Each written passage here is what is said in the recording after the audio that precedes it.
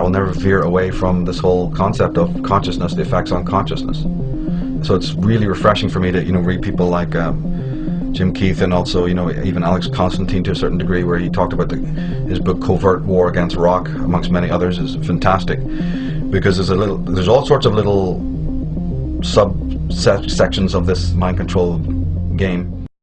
There's the cult of Dionysus, which is a very ancient cult that has specifically dealt with the concepts of the Solar King, involving a lot of alchemy, alchemical principles.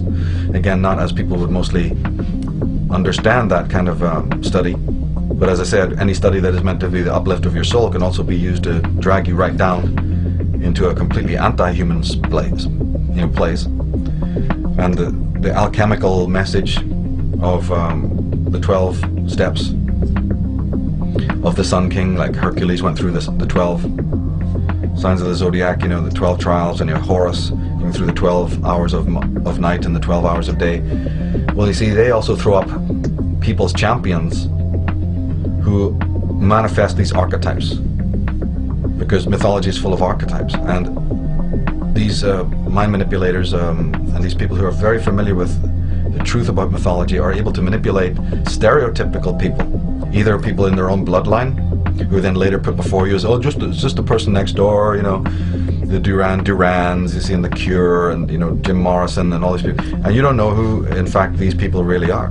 Well, I got questions about a lot of these people in bands through their names, through the symbolism that they use. I mean, people are only going to go and pick up albums of the Lords of the New Church, you see, and certain bands, certain even personalities within the movie business.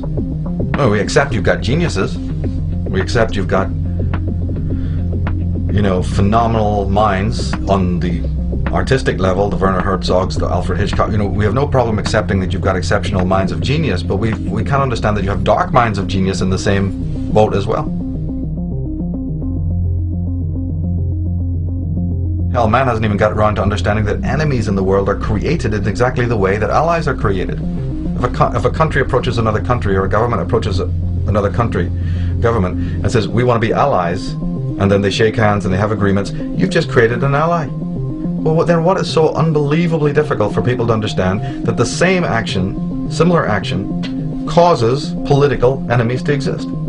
You create your enemies. In fact, you might even have your own men in there, running the government in order to make these enemies. This is how this dialectic works. Now, in the field of pop music and rock and all of these things, I don't approach it from a Christian point.